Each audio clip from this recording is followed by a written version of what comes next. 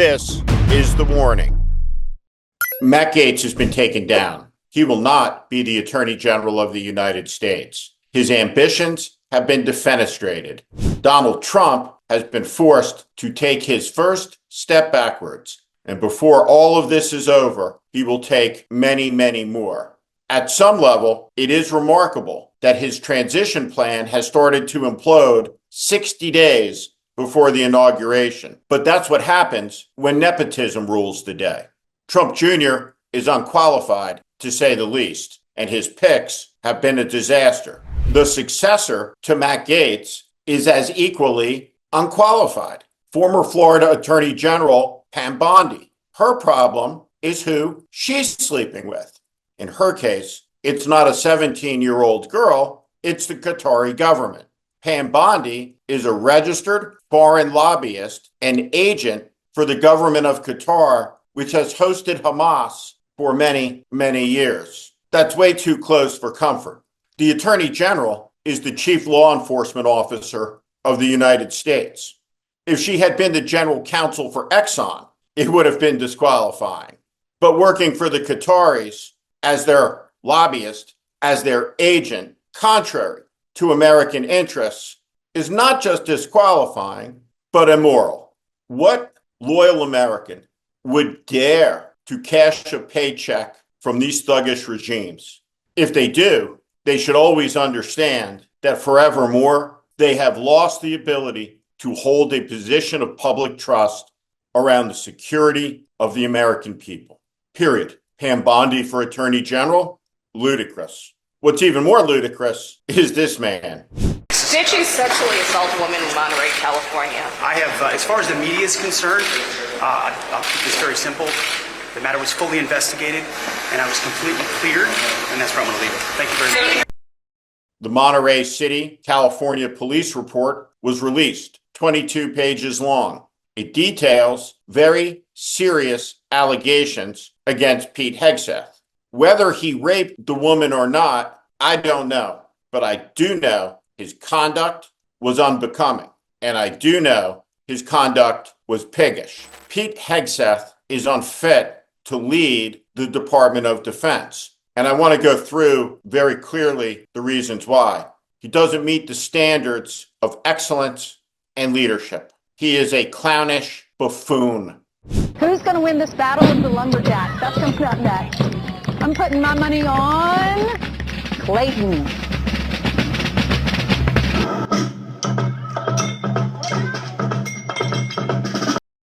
He's a misogynist who hates women. I'm straight up just saying we should not have women in combat roles. It hasn't made us more effective, hasn't made us more lethal, has made fighting more complicated. We've all served with women, and they're great. It just, our institutions don't have to incentivize that in places where not traditionally, over human history, men in those positions are more capable.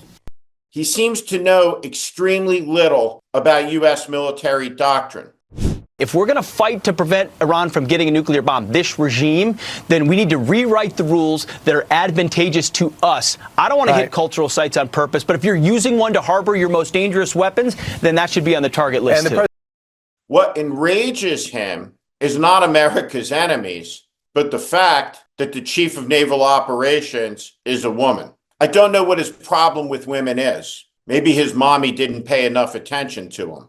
Democrats should focus on that forensically and psychiatrically at the hearings. Probe into it. Unravel him. He's under stress. Trust me, because he's all in. Fox isn't going to have him back. He has well and truly burned the boats on the beach. And I want to talk clearly and directly about political strategy. The reasons for the Democratic defeat in November are many. What fueled it more than anything was cynicism and vapidity. This is a momentous time, and the dangers that all of us are facing are very real. This extremist Trump movement does not have a mandate. He won, but not by a lot, a couple million votes, and he did not win a majority. His victory was a plurality. He will have gotten 49% of the vote. The contest, the debate is not over. Donald Trump is going to do a lot of sledgehammering against America's institutions. They can be repaired. A momentous event in the history of the world happened just 2 days ago. For the first time ever in lethal combat, in war, the Russians fired an intercontinental ballistic missile. They fired it at Ukraine. Pete Hegseth cannot, must not become the Secretary of Defense. And the Attorney General cannot be a Qatari lobbyist who is compromised in that foreign agency by her relationship and compromise by Hamas. Now, there is much happening, like a waterfall. It's tough to stop it all. Some people are outraged that Dr. Oz will be overrunning and overseeing Medicare and Medicaid. I am too. But in a triage, and that's where Democrats are, stopping the core, unqualified national security nominees who have the power and the capacity, if they make it through, over life and death issues is the priority.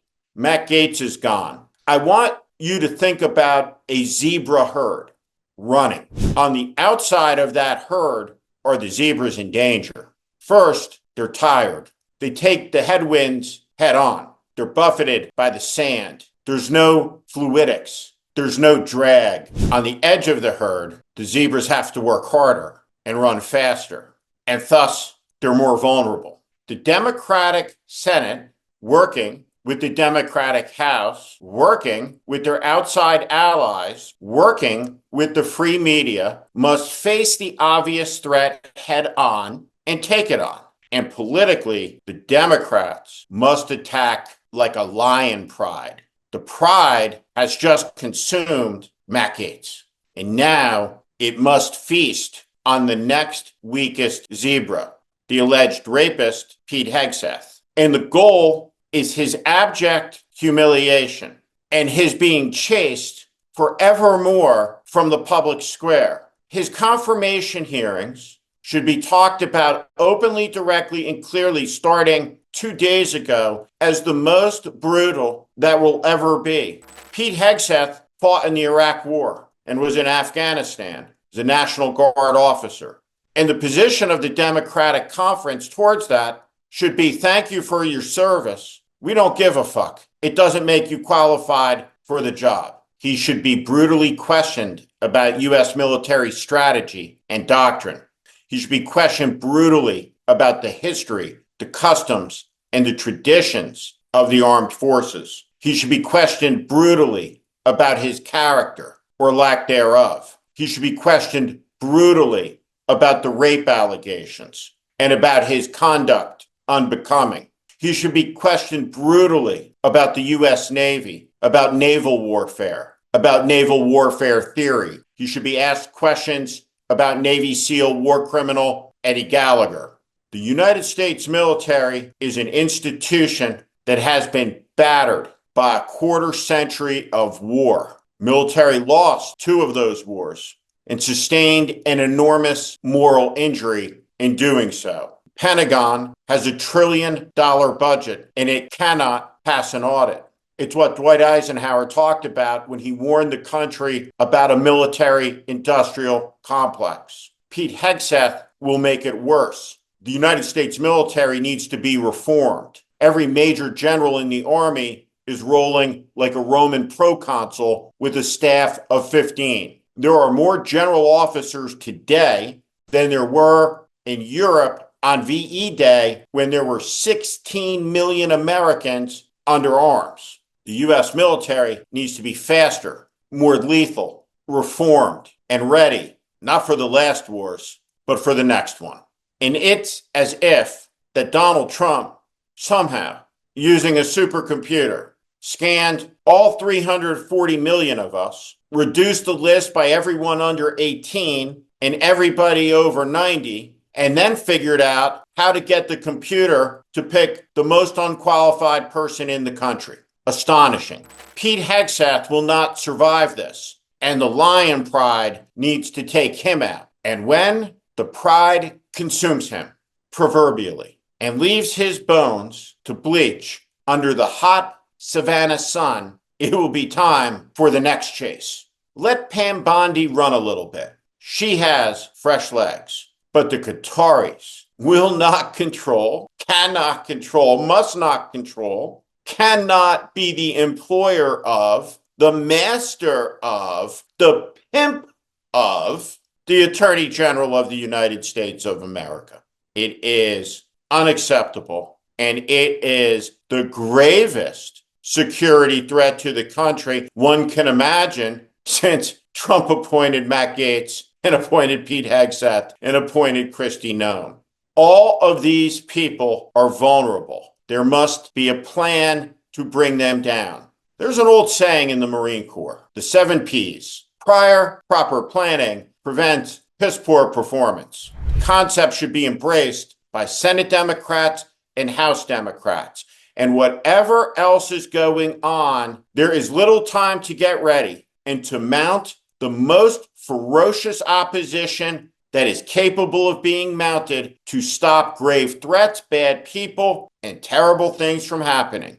All of this must be confronted with truth, candor, and toughness. Whatever else Democrats are in Washington doing, there is nothing that matters more than this. This is The Warning. I'm Steve Schmidt. This is The Warning, and I invite you to subscribe on our Substack, on our YouTube channel. Follow us. Welcome to the community.